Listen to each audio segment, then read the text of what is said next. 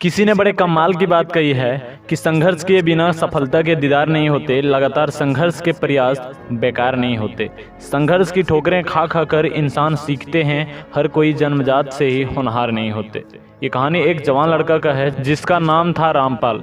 बचपन से वो पढ़ाई लिखाई में बहुत तेज था। जैसे जैसे वो बड़ा होता गया उसका ध्यान अध्यात्म की तरफ होता चला गया। 25 की उम्र तक आते आते उसे मानो भगवान का ध्यान करना और पूजा अर्चना करने की जैसी लत लग गई थी। हालांकि उसका बचपन से इच्छा था कि वो बहुत ज़्यादा पैसा कमाए, इसके लिए वो हमेशा कुछ ना कुछ सोचते रहते थे। पर कुछ यूँ लगा लीजिए कि सुबह से लेकर शाम तक वो भगवान की पूजा अर्चना और ध्यान करने में ही ज़्यादातर समय बिता देता था। भगवान को ही याद करते करते पता नहीं कब 5 से 6 साल कब बीत गए। हालांकि भगवान पर विश्वास करना, भगवान का ध्यान करना कोई बुरी बात नहीं है, पर रामपाल इतने सालों में ऐसा करते करते बहुत ही ज़्यादा आलसी हो चुका था। अब चूंकि कमाने की उम्र निकला जा रहा था तो उसे इस बात की ज़्यादा चिंता होने लगी थी। अमीर तो वो बनना चाहता ही था, उसके लिए कुछ करना भी चाहता था, पर बस अपनी पूजा अर्चना के चक्कर में कोई भी काम शुरू नहीं कर पा रहा था। ऊपर से उस पर आलस इस कदर हावी हो गया था कि वो सिर्फ योजनाएं बनाता था, उनकी शुरुआत नहीं कर पाता था। जैसे जैसे समय बीतता गया उसको अपने जीवन और भविष्य के बारे में और ज़्यादा चिंता होने लगी कि अब कैसे होगा। एक दिन रात के समय सोते सोते उसने फैसला किया कि वो 10-15 साल से भगवान की पूजा अर्चना कर रहा है, इसलिए अब भगवान से ही पैसों की मांग करेंगे। उसे अपने भगवान पर पूरा विश्वास था। उसे यकीन था कि इतने सालों से वो भगवान को याद कर रहे हैं तो भगवान उसकी ज़रूर मनोकामना पूरा करेंगे। उसी दिन से वो हर रोज़ जब भी भगवान की पूजा करते थे तो उनसे लाखों रुपये की मांग भी ज़रूर करता था। उसे पूरा विश्वास था कि भगवान ही अब मेरी सफलता की कहानी लिखेंगे। यूँ भगवान से पैसे मांगते मांगते और उनकी ध्यान करते करते कई साल बीत गए और रामपाल अब 40 से 42 साल का हो गया था, पर भगवान के द्वारा उसके अमीर बनने की इच्छा पूरी नहीं हुई। वो बहुत ज़्यादा परेशान रहने लगा और उसे इस बात को लेकर काफ़ी ज़्यादा मानसिक आघात पहुंचा कि 20 साल से वो अपने भगवान की पूजा कर रहा है, लेकिन उन्होंने उसकी इच्छा पूरी नहीं की। अब रामपाल को लगने लगा कि उसका जीवन पूरी तरह से खत्म हो चुका है। वो पागल सा रहने लगा और पूजा अर्चना करना सब छोड़ दिया। हाँ, वो रात को सोते समय भगवान को याद करके ज़रूर सोता था और मन ही मन उनसे पूछता था कि क्यों आपने मुझे अमीर नहीं बनाया, सिर्फ कुछ लाख रुपये ही तो मांगे थे। यूं ही करते करते दिन बीतते गए। एक रात रामपाल भगवान को याद करके सोया ही था कि भगवान उनके सपने में आया और उनके दोनों हाथ में नोटों की गड्डियां भरी हुई थी। रामपाल खुद को बहुत हल्का महसूस कर रहा था और उसे ये सपना नहीं बल्कि हकीकत महसूस हो रही थी। उसे बिल्कुल ऐसा महसूस हो रहा था कि भगवान उसके सामने लाखों रुपये लेकर खड़े हैं और वो खुद भी अच्छी नींद में नहीं बल्कि जग रहा है। रामपाल बहुत ही खुश हुआ और उसने रुपयों की ओर अपना हाथ बढ़ाना चाहा, लेकिन रामपाल अपना हाथ उठा ही नहीं पा रहा था। उसने लाख कोशिश की लेकिन अपने हाथों को उठाकर आगे नहीं बढ़ा पाया। उधर भगवान पैसों को हाथों में लेकर धीरे धीरे मुस्कुरा रहे थे। रामपाल ने दुखी होते हुए कहा कि प्रभु, क्यों आप मुझे ये रुपये नहीं दे रहे हो?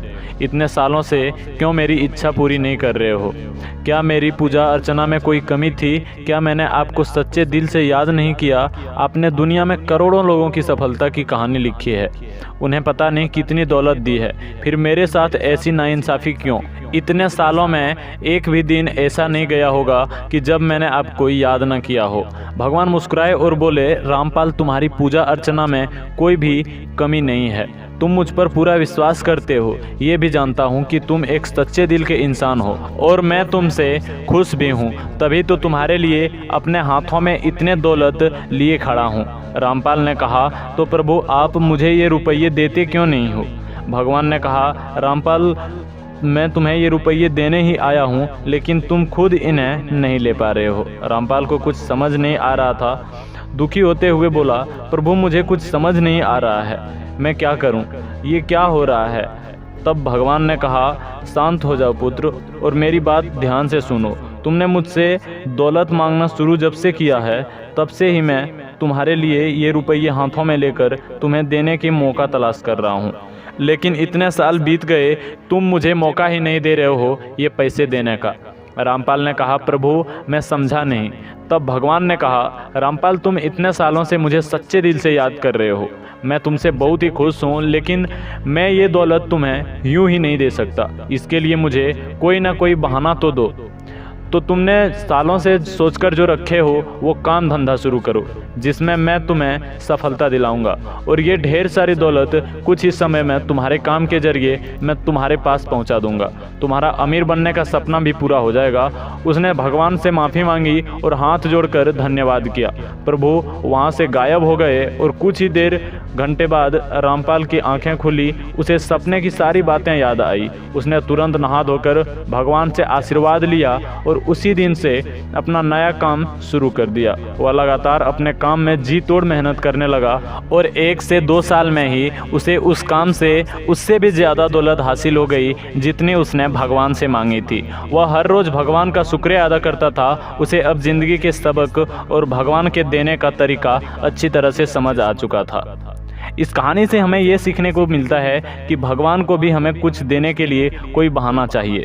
जो लोग पड़े पड़े भगवान से बस मांगते रहते हैं उन्हें भगवान कुछ नहीं दे सकते। उसके लिए आपको कुछ ना कुछ करना तो ज़रूर पड़ेगा। भगवान पर विश्वास करना अच्छी बात है, उन्हें याद करना चाहिए, लेकिन अगर आप भगवान से कुछ मांगना चाहते हैं तो उसके लिए कड़ी मेहनत करना ज़रूरी है और भगवान को एक जरिया दें, तभी प्रभु आपको दे पाएंगे। नहीं तो रामपाल की तरह भगवान तो आपको देना चाहेंगे पर आपके खुद के हाथ नहीं बढ़ पाएंगे। इसलिए आप भगवान से मांगिए, लेकिन साथ ही साथ अपना काम भी शुरू कीजिए और उसमें कड़ी मेहनत कीजिए। धन दौलत पाने के लिए आपको कोई ना कोई काम तो शुरू करना ही पड़ेगा। भगवान आपको किसी न किसी बहाने से ही धन दौलत देंगे। कुछ करोगे ही नहीं तो भगवान आपको कुछ कैसे देंगे। तो वीडियो देखने के बाद क्या सीखने को मिली कमेंट करके ज़रूर बताएं। वीडियो पसंद आई तो वीडियो को लाइक करें। चैनल पर नए हैं तो चैनल को सब्सक्राइब ज़रूर कर लें। अगर फेसबुक से देख रहे हैं तो फेसबुक पेज को फॉलो करें ताकि ऐसी ही वीडियो सबसे पहले आप तक पहुंच सके। मिलते हैं किसी नेक्स्ट वीडियो को लेकर, तब तक के लिए बाय बाय।